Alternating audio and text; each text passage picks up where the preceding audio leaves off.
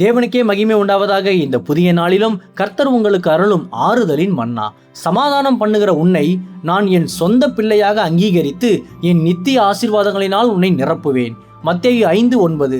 சமாதானம் பண்ணுகிறவர்கள் பாக்கியவான்கள், அவர்கள் தேவனுடைய புத்திரர் எனப்படுவார்கள். கிறிஸ்துவுக்கு பிரியமானவர்களே, பகைமையும் கசப்பும் நிறைந்த இந்த பொல்லாத உலகத்தில் உண்மையான சமாதானத்தை உருவாக்கி தேவனுடைய பிள்ளைகளாக மாறும் இந்த உன்னத பாக்கியத்தை நீங்கள் எப்போதாவது வாஞ்சித்தது உண்டா?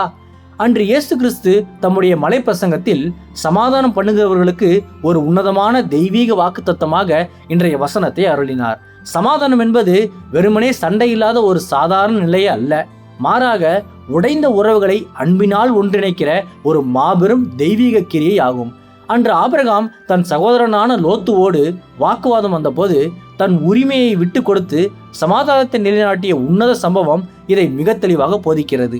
ஆகையால் உங்கள் வாழ்வில் ஏற்படும் எல்லா கசப்புகளையும் இன்று முற்றிலுமாக கைவிட்டுவிட்டு மற்றவர்களோடு சமாதானத்தை உருவாக்க நாடுங்கள். அப்போது நீங்கள் பாக்கியவான்களாய் இருப்பீர்கள். கர்த்தரும் உங்களை தமது சொந்த பிள்ளைகளாக அங்கீகரித்து அளவற்ற நித்திய ஆசீர்வாதங்களினால் உங்களை நிறைவாக ஆசீர்வதித்து வழி நடத்துவார்.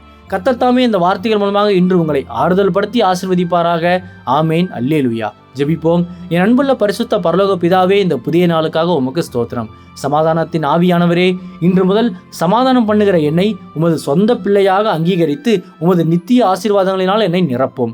இன்று பிறந்த நாள், திருமண நாள் கொண்டாடும் உமது பிள்ளைகளின் இந்த புதிய ஆண்டை உமது நன்மை கிருபையால் முடிசூட்டி ஆசீர்வதியும். பிதாவே, இயேசுவின் வருகையில் நான் அவரோடு எடுத்துக்கொள்ளப்படும்படி என்னை தகுதிப்படுத்தும், தயார்படுத்தும். இயேசுவின் நாமத்தில் ஜெபிக்கிறேன் எங்கள் நல்ல பிதாவே. ஆமேன். மாரநாதா.